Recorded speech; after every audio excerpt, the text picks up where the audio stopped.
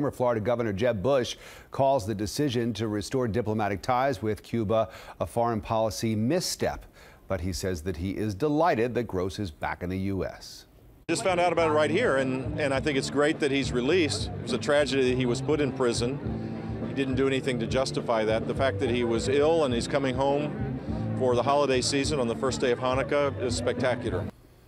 To put all of this into perspective and get a behind-the-scenes view of how all this went down, let's bring in Jim DeFede. So, Jim, President Obama, as soon as he took office back in 2009, he said that he wanted to revisit U.S.-Cuban relations. Here we are now 2 years before the end of his presidency. He finally got around to it. Well, politically speaking, this was the safe time to do it. He doesn't have to run again, doesn't have to worry about the Florida politics of it all, so this was a good time to do it. This was fascinating, Rick. I mean, if you think about what happened over the last 18 months, what President Obama sort of set in motion, they began with secret talks. I just love that notion. Secret talks between high-level diplomats from the United States and Cuba never took place in Cuba or the United States, though. They always met in third countries, mostly Canada. At secret locations in Canada, the Cubans and Americans would meet. But the key meeting, I'm told, and we had a White House briefing earlier today, the key meeting came in October at the Vatican.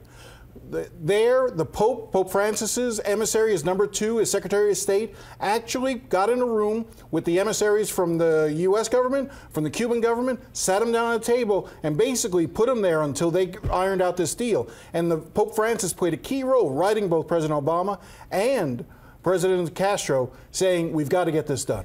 The significance of the Pope. Might he give both sides some cover here? Absolutely, and this sort of really speaks to just how much credibility the Pope has, Pope Francis. One, naturally, he comes from Latin America, so he's well versed in these issues. This is an important milestone for him.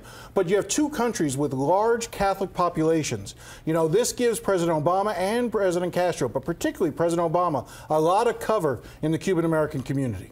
Jim DeFede, thank you very much, as always. Well.